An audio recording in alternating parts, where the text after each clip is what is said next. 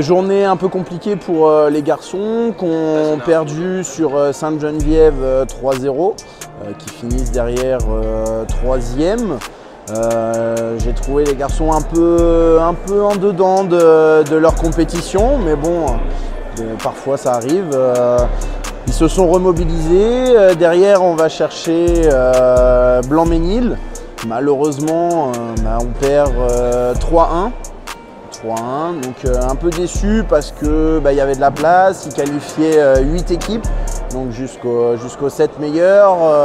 Je pense qu'on avait notre place dans les 7, mais bon, avec peut-être un peu plus de chance au tirage, un peu plus de réussite et peut-être un peu plus d'envie ou un peu plus d'agressivité.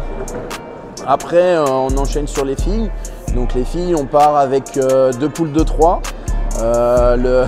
Le tirage tombe avec en fait les 3 meilleures équipes qui sont dans la même poule, donc tirage compliqué. Finalement, on arrive à faire un premier combat très accroché sur SO2J, donc Saint-Ouen, qui est une très grosse équipe. Très grosse surprise parce qu'on s'y attendait pas, on s'attendait à un combat beaucoup plus joué de leur part, mais finalement elles n'ont rien lâché, ça a été des guerrières jusqu'au bout, elles se sont battues jusqu'au bout. Une petite défaite 3-2 avec peut-être une petite déception sur le combat de Céline qui se fait surprendre dès l'entrée du combat, qui d'ailleurs a remis les pendules à l'heure en finale.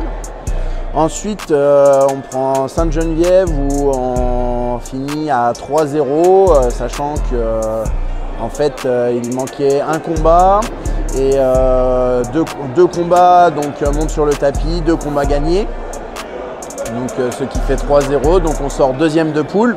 Derrière, on prend Saint-Gratien. Saint-Gratien où on gagne 3-0 également. Et ensuite, on retrouve en finale Saint-Ouen. Et alors là, un peu de déception où on se dit Catel qui s'est blessé sur Saint-Gratien. Donc, petite suspicion de fracture du coude. Donc, à suivre. Mais vraiment très déçu parce que déjà, elle avait fait un bon début de championnat.